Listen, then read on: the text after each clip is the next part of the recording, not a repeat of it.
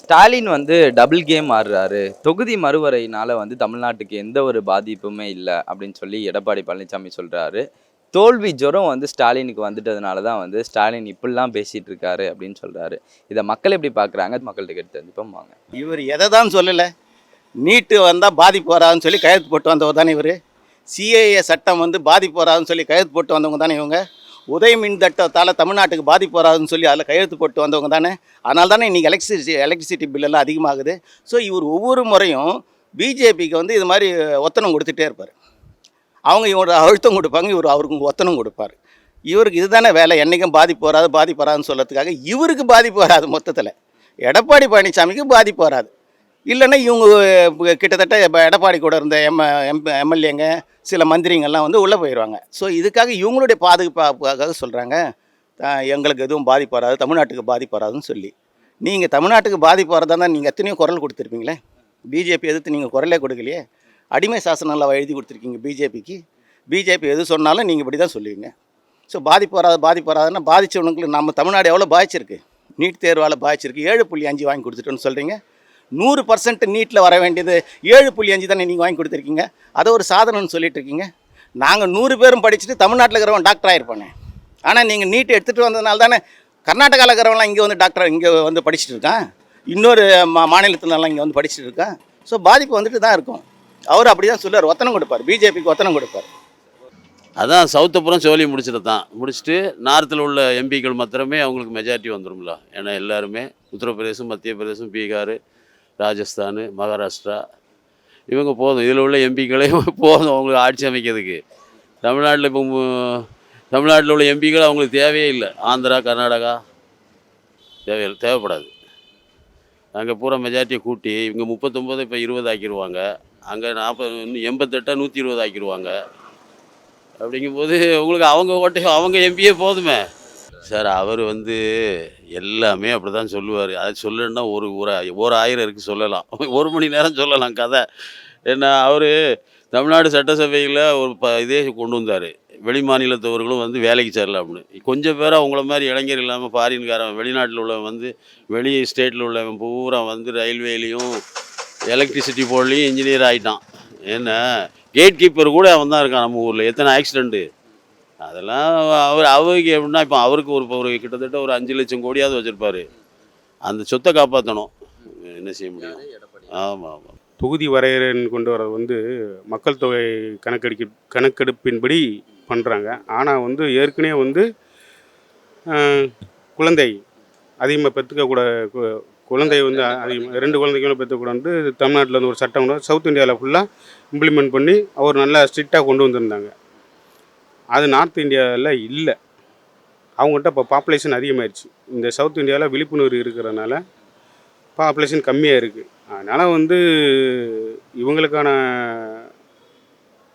பாராளுமன்ற உறுப்பினர்கள் எண்ணிக்கை 39 இருக்கிறத ஒரு 10 அதிகப்படுத்தணும்.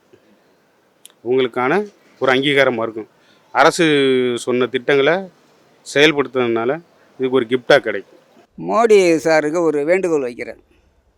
2 லட்சம் கோடி கடனை அடைச்சிட்டு மோடி 2 லட்சம் கோடி கடன் மத்திய அரசு கடனை அடைச்சிட்டு இந்தியா ஒரு வல்லரசு நாடாக ஆக்கிட்டு அதுக்கப்புறமா இந்த வேலையை செஞ்சால் ரொம்ப நல்லா இருக்கும். நீ ஏற்கனவே கடனை வச்சுக்கிட்டு நீ தொகுதி வரையறைக்கு செலவு பண்ணி அதுக்கு ஒரு 50 லட்சம் கடனை வாங்கி என்னத்துக்கு இந்த வீண் வேலையெல்லாம் அவர் செய்கிறாரு? இதெல்லாம் வந்து சுத்தப்படாது.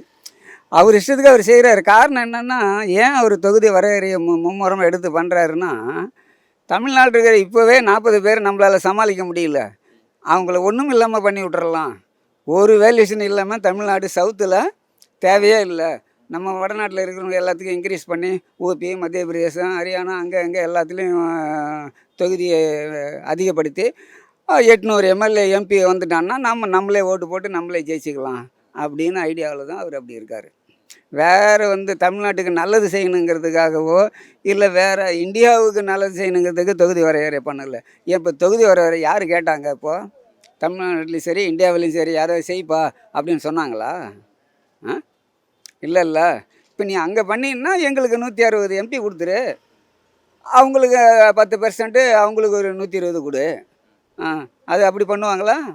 இல்லை நம்மளுக்கு 200 எம்பி கொடுக்க சொல்லுங்கள்.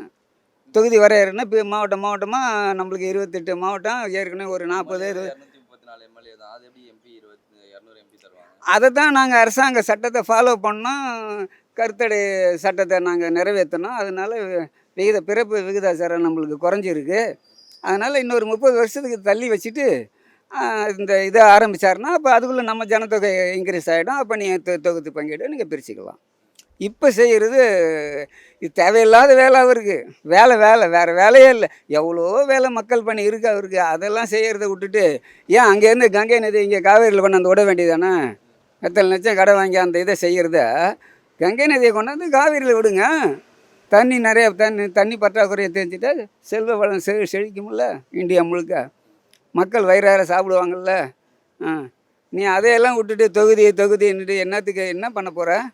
தொகுதி வரையறை பண்ணி தொகுதி வரையறை வந்து மக்கள் விகிதாச்சாரத்தில் தான் எடுத்துகிட்டு வராங்க. ஸோ இங்கே 1975லேருந்தே தமிழ்நாட்டில் வந்து ஃபேமிலி பிளானிங் வந்து வெல்ஃபேர் வந்து அருமையாக பண்ணியிருக்காங்க.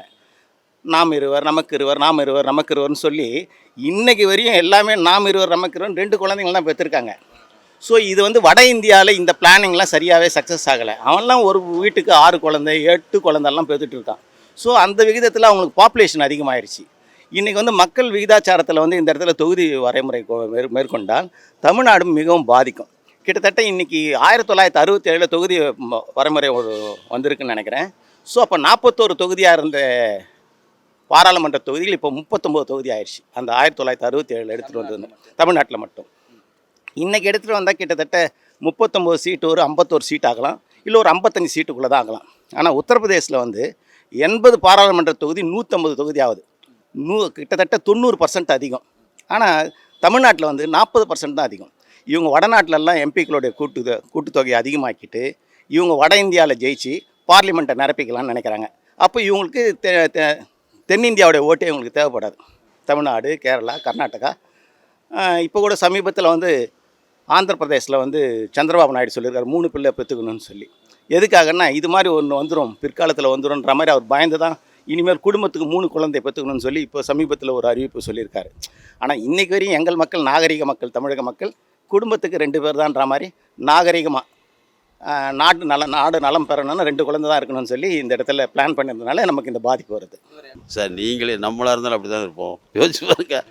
கொஞ்சம் உங்கள்கிட்ட ஒன்றும் வேண்டாம், மோடி வந்து உங்கள் தோளில் கை போட்டு 1 லட்சம் கோடி தாரேன் தம்பி, எனக்கு நீ வந்து இப்போ எல்லாத்தையும் இப்படி எடுங்க தம்பின்னு சொன்னால் நீங்கள் என்ன செய்வீங்க? எடுப்பீங்களா எடுக்க மாட்டீங்களா? எடுப்போம் கண்டிப்பாக. பணம் தான் சார். அதனால் அவரை சொல்லவும் குற்றம் இல்லை. அவர் சம்பாத்தியம் பண்ணிட்டார், அது சொத்தை காப்பாற்றணும். இந்த தடவை கண்டிப்பாக திமுக ஆட்சி வந்தால் மோடியே பிடிச்சி எடப்பாடி உள்ளே வச்சுருவார். அதான் நடக்க போகுது. இவரை வச்சு ஒன்றும் பிரயோசனம் இல்லை, வெளியே இருக்க விட உள்ளே இருக்கட்டுமே அப்படின்னு நினைப்பார். ஏற்கனவே அவர் வந்து மண்டையில் மசாலாவே இல்லை. அவருக்கு சொன்னால் மட்டும் அவருக்கு வலி வருது, ஆத்திரம் வருது. ஏதாவது அவருக்கு யோசனை பண்ணி தான் சொல்கிறாரா? எப்படி நம்மளுக்கு பாதிப்பு இல்லை? நம்மளால் ஒரு கேள்வி கேட்க முடியாது பார்லிமெண்ட்டில். போங்க அப்படி தூக்கி போட்டுட்டு அவன் தீர்மானத்தை பாஸ் பண்ணிவிட்டு போய்கிட்டு இருப்பான். நீ தொகுதி வரை நம்மளுக்கு எவ்வளோ சீட்டு கொடுப்பாங்க? 11 சீட்டு எக்ஸ்ட்ரா வரும். 39 ஒரு 11னா ஒரு 60 சீட்டு வரும்னு வச்சுக்கிங்களேன். 60 பேர் போய் 800 பேர்கிட்ட போய் ஃபைட் பண்ண முடியுமா? அதெல்லாம் இப்போ இருக்கிற லெவலுக்கே நம்ம ஆளுங்க அவங்களால பதில் சொல்ல முடியல. இவனுங்களை அதிகமாக விட்டோம்னா நம்மளை நொங்க எடுத்துகிட்டு பயந்துக்கிட்டு தான் இந்த வேலை செய்கிறாந்தாலும் அது எடப்பாடிக்கு தெரியாது. எடப்பாடியில் 1008 கேஸ் இருக்குது சார். அதனால் எடப்பாடியே மோடிக்கு ஒத்து ஊதிக்கிட்டு தான் இருந்தாலும் பேசுவார். அதனால் அவர் பேச்சே கணக்கிலே வைக்காதீங்க. அவர் எடப்பாடி என்ன அவருக்கு என்ன தான் தெரிஞ்சு சொல்கிறாரா இல்லை சரியாமல் சொல்கிறாரா ஒன்றும் புரியல. அவர் எந்த விவாதமாவது அவர் கலந்துக்கிட்டு சொன்னால் தானே தெரியும் ஜனங்களுக்கு. எதுவுமே கேட்குறதில்ல, பார்க்குறதில்ல, சுயமாகவும் எதுவும் செய்கிறதில்ல. நம்ம என்ன பண்ண முடியும் அவரை போய்? இப்போ இந்த 26ல் தெரிஞ்சிடும் அவருக்கு எப்படி என்ன ஏதுங்கிறதே தெரிஞ்சிடும். அதுக்கப்புறமா தான் தமிழ்நாட்டை ரீப்ளேஸ் பண்ணி என்ன பண்ணலாம், எவன் ஃபார்வேர்டு பண்ணலாம், எவன் பேக் அவுட் போகிறாங்கிறது அப்புறமா தான் தெரியும். சவுத் இந்தியாவுக்கு ஆமாங்க. இந்த இம்ப்ளிமெண்டேஷன் வந்து நார்த் இந்தியன் கவர்மெண்ட் வந்து பண்ணணும். எந்த கவர்மெண்ட்டுமே பண்ணலை. சவுத் இந்தியா மட்டும் தான் பண்ணியிருக்காங்க. சவுத் இந்தியா பாப்புலேஷனை கம்மி பண்ணதுனால பாதிக்கப்படும். இப்போயே பார்த்தீங்கன்னா சவுத் இந்தியாவில் என்ன நலத்திட்டங்கள் கொடுத்துருக்காங்கன்னு தெரியல, எத்தனை தொழில் மையம் உருவாக்கி கொடுத்துருக்காங்கன்னு தெரியல. அது அந்த காலத்தில் வந்ததுனால இப்போ சவுத் இந்தியா ஓரளவுக்கு சொல்லும்படியான தொழிற்சாலைகள் இருக்குது. கிட்டத்தட்ட இப்போ பார்த்தீங்கன்னா ஒரு மோடி ஐயா வந்து கிட்டத்தட்ட ஒரு 12 வருஷம் ஆகுதுங்களா, 11 வருஷம் ஆகுதுங்களா, ஒரு சவுத் இந்தியாவில் ஒரு சொல்லும்படியான தொழிற்சாலை எதுவுமே வரலை. அது சவுத் இந்தியாவை புறக்கணிக்கிற மாதிரி தெரியுது. நம்மளும் இந்தியா தான், நம்மளும் இந்தியர்கள் தான், இந்தியாவுக்காக நிறைய பாடுபட்டுருக்கு, நம்ம பாடுபட்டுட்டு தான் இருப்போம், உணர்வோடு தான் இருப்பாங்க. அப்போ இது ஒரு பெரிய அரசியல் சுழற்சி இருக்குது. இதே இது ஆஃப்டர் எலெக்ஷன் டிஎம்கே பிஜேபி கூட நெருக்கமாக போகலாம், எடப்பாடியாக கலட்டி விடலாம். இப்போ இன்றைக்கி ஸ்டாண்ட் எடுக்கும்போது கூட்டணியில் இருக்கனால இன்றைக்கி ஓட்டு வாங்குறதுனால இது பாதிப்பு இல்லை, தமிழ்நாட்டுக்கு சவுத் இந்தியாவுக்கு பாதிப்பு இல்லைன்னு சொல்கிறாரு. மனச்சாட்சி படி பார்த்தோம்னா சவுத் இந்தியாவுக்கு பாதிப்பு.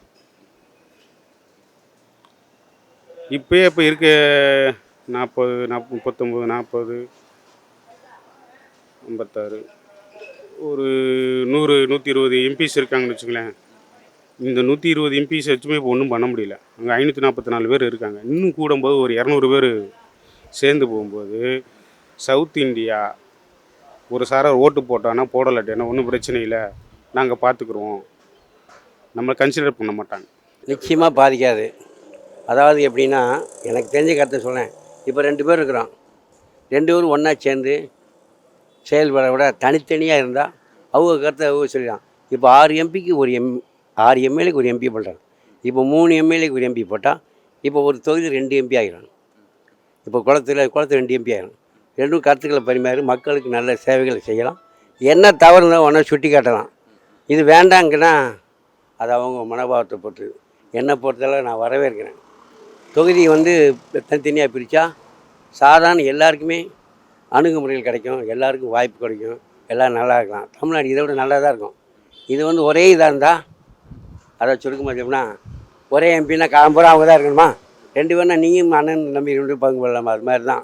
இது வந்து 2ஆக பிரிக்க கொடுக்குற பற்றி தவறே கிடையாது, என்னுடைய கருத்து. நார்மலாக இப்போ தொகுதி வந்து தமிழ்நாட்டில் 39 தொகுதி இப்போ இருக்குது. இது வந்து போதுமானதாக தான் இருக்குது. இதை ஒரு வரையறைப்படுத்தி அதிகப்படுத்துகிறாங்களா அல்லது குறைய போகிறதான்றது நமக்கு என்ன கரெக்டான ஒரு அதிகப்படுத்த போகிறாங்கன்ற மாதிரி ஒரு தகவல் வருது. வீணான எக்ஸ்பென்சஸ் தானே அது. ஒரு பார்லிமெண்ட்ரி கான்ஸ்டிடுவன்சி புதுசாக ஒன்று உருவாக்கும் போது அதுக்கான செலவினங்களும் அரசுக்கு அதிகமாக தான் ஏற்படுத்தும். அதனால் இப்போ இருக்கிற சிஸ்டம் நல்லா இருக்குது. இதை வந்து என்ன பேசிஸில் பண்ணுறாங்கன்னு தெரியலை. ஒருவேளை ஜனத்தொகைகள் கூடிக்கிட்டே போகிறதுனால பிரிக்கிறாங்களா என்னன்றது தெரியலை. ஆனால் இப்போ இருக்கிறதே போதுமானதுன்றது தான் என்னோட கருத்து. ஸ்டாலின் வந்து பிஜேபியோட எடப்பாடி ஐயா வந்து பிஜேபியோட கூட்டணியாக இருக்கிறதுனால அந்த மாதிரி பேசுவாங்க. நாளைக்கு ஸ்டாலின் வந்து பிஜேபியோட கூட்டணியாக இருந்தால் அவருடைய ஸ்டேட்மெண்ட்டும் மாறத்தான் செய்யும். அதனால் யாரோட கூட்டணியாக இருக்காங்களோ அதை பொறுத்து தான் பேசுவாங்க. நம்ம பியூராக அரசியலுக்குள்ளே போகலை. யாரோட கூட்டணியாக இருக்காங்களோ அதுக்கு தகுந்த மாதிரி தான் பேசுவாங்க. அது வந்து நடைமுறைக்கு சாத்தியமாக.